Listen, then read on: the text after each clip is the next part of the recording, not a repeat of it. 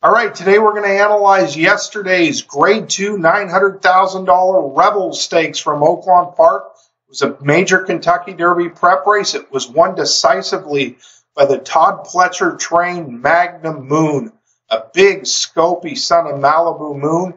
He broke his maiden January 13th in impressive fashion at Gulfstream. This is a race we actually did a video after. He was very impressive in his debut. He come back second out of Tampa. Pletcher and Saez decided to give him an education that day. They, rated him behind a slow pace, dropped him in where he could take some dirt, some kickback in his face. They got his face dirty. They waited to the top of the lane, and Saez steered him out 4 wide. It really was never asked. I mean, he won by 2 lengths, and Saez, never even went to a moderate hand ride on him. He was as still as a statue in that Tampa win. And Magnum Moon stepped up, 3.5 length winner in the Rebel yesterday. You see Solomini second. The very promising 2-year-old was second in the Breeders' Cup Juvenile. This was a comeback race for Solomini. We'll get into, the kind of trip and, maybe a moderate amount of trouble he had when we review the race here in a minute. And Combat, the very steady. This was a horse that just likes to run seconds and thirds, kind of a, one pace, honest, grinding type horse. He run a solid third in the race.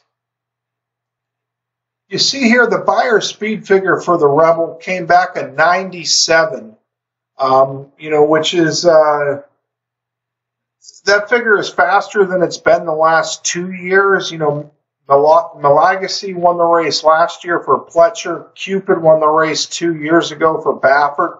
Both of those were horses that were, kind of well regarded because they were coming from big stables and had some hype to them, but they didn't run a number quite as good as Magnum Moon's 97.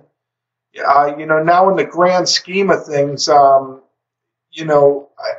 the fastest Beyer in the history of the Rebel Stakes was 112 by Smarty Jones, which you see here coming in the year 2004. The Rebel wasn't even a graded stakes race at the time, and this was a very startling performance. When Smarty Jones won the Rebel, it was it was very impressive, but even more startling than the performance was the figure afterwards. I mean, a lot of people, Smarty Jones wasn't even the favorite. In fact, he was about the 3rd choice in the Rebel this year. And you see he had good form coming in. He run a gigantic number in the PA nursery, winning by 15 as a 2-year-old. But, it was a restricted race. It was Philadelphia Park. So, people kind of thought he was just a numbers horse. And, he hadn't... he hadn't proven his class to enough people at this point. Obviously the Rebel wasn't a graded stakes race either at the time, so he'd never competed in a graded stake race. But they actually made Purge the favorite in the race. That was a Todd Pletcher son of Pulpit that only had 2 races. Had actually a form kind of similar to Magnum Moon. But Purge's 2 races were 6 furlongs. Magnum Moon stretched out second time. I kind of honestly thought Magnum Moon had a little better form of the 2. But anyway, when Smarty Jones won this race, we thought we saw a really good performance. But I was a figure maker at the time. I don't know if people know this. I made figures for Timeform US when they came in. And, as a professional bettor, I made a lot of figures. But, I mean, this was one of these races that was just when you tried to make the figure for it that day, you just couldn't believe it. It was like, how 112, is that for real? But it was proven to be for real in subsequent races. Smarty Jones won the Arkansas Derby, the Kentucky Derby, the Preakness by 11.5 lengths, actually bettering that Rebel figure. Purge, the horse that was second in the Rebel for Pletcher, he won, I believe it was the Peter Pan by about 6 lengths and 147 and change. He won the Jim Dandy by 6 lengths and like 147-2 at Saratoga. And he won the Grade 1 Cigar Mile to finish his career. So, I mean, Purge, all of those races, I think when Purge won the Grade 1 Cigar Mile, it was by 4 lengths, too. He won it, like, decisively. He was like a price. I want to say he was 25-1 that day. But anyway, I mean, when Purge is on, he's on. But so, you know, looking at Magnum Moon's 97 in terms of where it fits in the history of the race, you know, certainly couldn't hold a candle to the fastest that's ever been run, 112 of Smarty Jones, which is 15 points higher.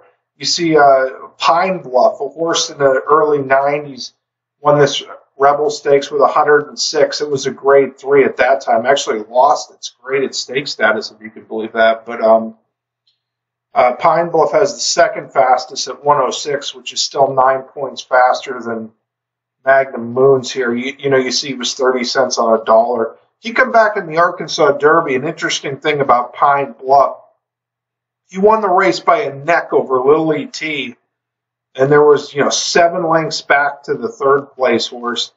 And the figure that Pine Bluff and Lily T got for the Arkansas Derby, 107, they were the 2 fastest horses coming into the Kentucky Derby that year on last out numbers. That was the year of the European sensation Arazi. They pounded Arazi. But, you know, Pine Bluff with the best figure, he had the co-best fig in the race. He went off at 10-1. And Lily T was even longer than that. I want to say about 18-1 with Pat Day. You don't get Pat Day at Churchill at a price too often, but you did that day. And Lily T turned the tables on Pine Bluff. But Pine Bluff came back and won the Preakness. And then the Belmont, the second, I believe this was tied with Easy Goers, 226 for the second fastest Belmont in history. You know, obviously, the Great Secretariat went 224, but Pine Bluff ran a really good race in the Belmont. I think people forget that AP Indy, who, you know, AP Indy would run with his head low and could just run all day. AP Indy was a sensational 3-year-old for Neil Drysdale, won the Breeders' Cup Classic later in the year. And I mean, everyone knows who AP Indy is as a stallion. He was an all-time great stallion with dirt routers, but you know, very good racehorse, too, was AP Indy. So you see Pine Bluff just mixed it up the whole way. They went 47 over a good track, 111-4 for the Belmont, fought the whole way. AP Indy was, you know, just life and death to wear him down. And that was the last race Pine Bluff ever ran. So, you know, the 97 for Magnum Moon, it's from a historical perspective, it's about an average type race. You know, it's not you know, certainly not in with the great performances in the history of the Rebel Stakes from a number standpoint. Now, you had a horse named Victory Gallop, who was an excellent horse, actually run the fastest figure in the history of the Rebel for any horse coming off a layoff into the race, which Solomini was doing. Indeed, you see Victory Gallop here. You know, his final 2-year-old race was in November 1st of 1997 in the Laurel Futurity in the Slop. You know, he closed, but he come back in the Rebel Stakes off of, you know, all of December, and then you know, over 100 days off. So this was a clear layoff here, very similar to Solomini's. Actually, a little longer layoff than Solomini's. And he happened to win the Rebel with 105 buyer. You know, you see Lost Whip prevailed. Good performance for in fact, you know, like I said, it was the highest by any horse off the bench, basically doing what Solomini was attempting to do. So those were the kind of numbers that you wanted to see going into the race. I mean, if anything approached you know, a 106 to 112, you had to get like over the moon excited. Where if a horse like Solomini were to come back and run 105 off the bench, you know, that would have left you very excited. Obviously, I mean, look what Victory Gallop's done through his career. You know, he won the Arkansas Derby. Believe it or not, it's 7-1 next time. was kind of dismissed. And second in the Kentucky Derby at 14-1, won the Belmont. Just an excellent horse. Was Victory Gallop. And of course, you have the Zayat Stables American Pharaoh, the 2015 Triple Crown winner. He won the Rebel Stakes with a 100-figure off a layoff, and Solomini's also owned by Zayat. You've got basically the similar move, starting their 3-year-old campaign in the Rebel, and you see when American Pharaoh won this Rebel Stakes, it was a very sloppy track, as you see here. But he had a sprung shoe that race. It was called a sprung, basically a bent shoe, and it was bent from the start of the race. You can see it. I don't know if it's quite clear enough, but you see it here, the image coming up. You got the nail coming out.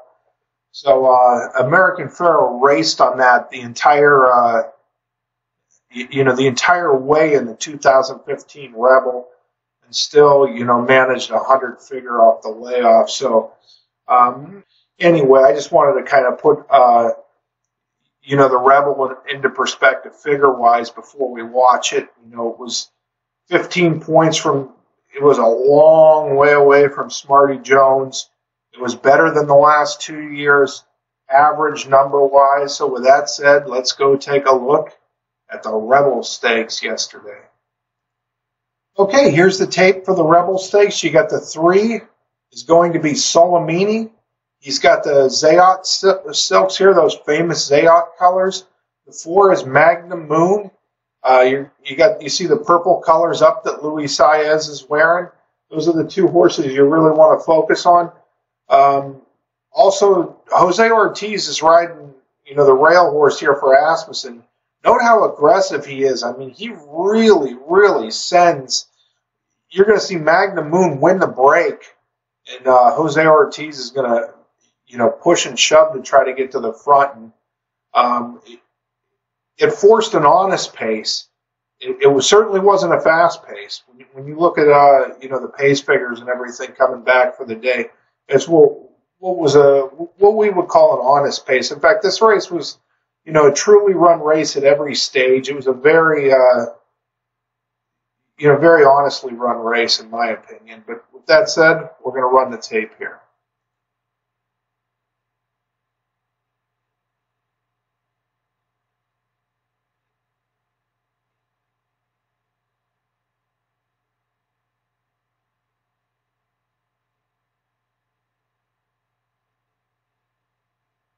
See a little slight bump there.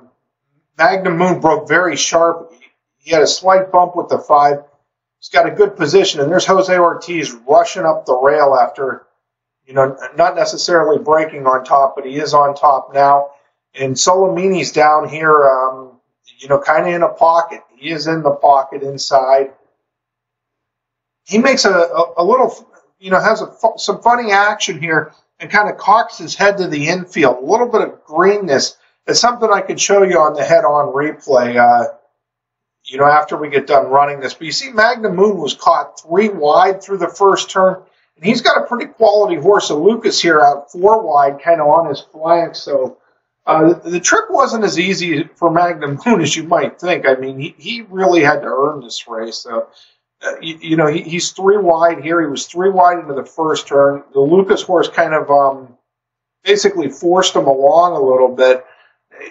Now he's going really good here, and you're going to see Solomini's being asked. He's being put to a ride down here. So Flavien Prat is gunning. Jose Ortiz looks like he left a little room, but this is one of the hardest riders in the country to come through, and you see Jose Ortiz going to come in and make it really tight here on Solomini.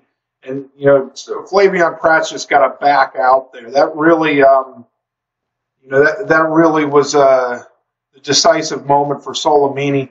And, you see him, battling away here, just plugging away on the wrong lead. He's going to grind out second over Combatant, who's your underneath horse. But look at Magnum Moon draw off like a nice thing. I mean, just very impressive. Magnum Moon, had an excellent gallop out. I mean, he was just, you see big colt here, just full of energy after the wire. You know, I thought he'd come back really good too. You know, he looked like a fresh horse coming back. So, I mean, this is a May foal. He's a May 9th foal. He won't even be 3 by the time they run the Kentucky Derby. You got the Apollo curse, the supposed Apollo curse to deal with because he hasn't, you know, he's never started at age 3, but just a very, very good performance from Magnum Moon, dominating this race. Okay, transitioning to the head-on view, we're going to take a look. I know it's a little grainy here, but here's Solomini inside in the blue colors just behind the leader. Watch him throw his head inside here. You know, so slightly kind of cocked his head, just, you know, agitated cocking of his head towards the infield. Real brief kind of jerk. You know, you see Jose Ortiz he had a plan in this race. He wanted to send this Asmussen horse to the lead. He wanted to act like he was going to leave the rail open. And, you know, Flavien Prat he's going to a ride here. The door's open for Jose, but the door is going to be closed. I mean, Solomini, if he had, you know, a sharper turn of foot, might have been able to get through there, but he's just not that kind of horse with a quick turn of foot and a burst. So he kind of, you know, he gets shuffled out of there, and he's got to tip to the outside and, you know, lose some momentum. So, I mean, it's just race riding by Jose Ortiz there. I mean, you know, I don't think he would have left as much room and kind of enticed Flavien Prat to come inside if he had known that Solomini was more of a push-button horse. But Solomini's not that type of horse. He's kind of a grinder. He had to take up alter course, come outside, and, you know, he finished very one-paced after that incident. So that's basically the trouble that Solomini had in the running. You know, probably minor trouble, to be honest, but he was coming off a layoff, and, you know, he run to his good 2-year-old form, and that's generally a good sign. I mean, I know a lot of sheep players like that when you run a number, you know, up to your 2-year-old form, and there's opportunity to go forward. If he steps forward next time, it'll be a very interesting horse in the Derby. Okay, and the final bit of trouble to note, you see this gray horse here, the 9. This is a 50-to-1 shot of Steve Asmussen's named Zing Zang, kind of a one-dimensional closer. I was a little surprised that,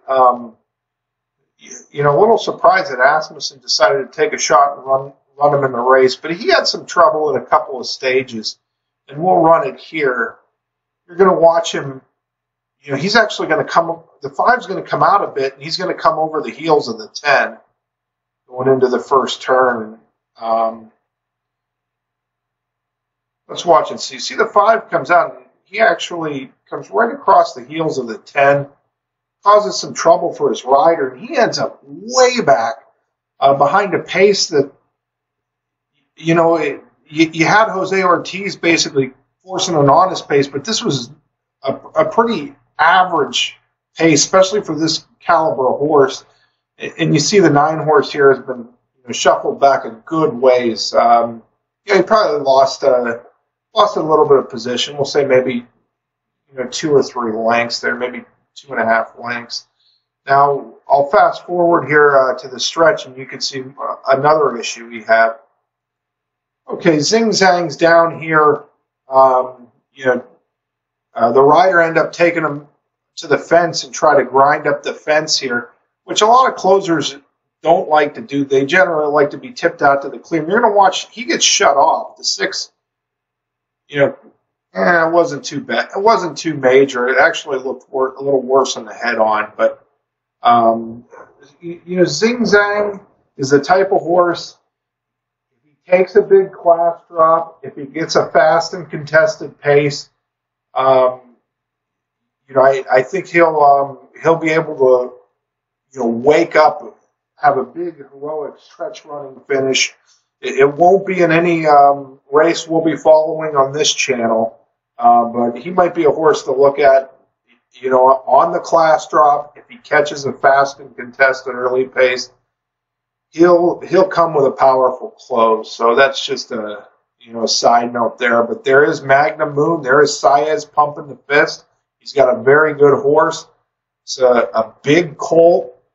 You know, he's Mayful. He's got time to. There's real upside to him. I mean, this is a horse that's not fully exposed on form, and you know, just his fourth start will come next time. Forward movement, bigger things ahead for Magnum Moon. Talented Fletcher.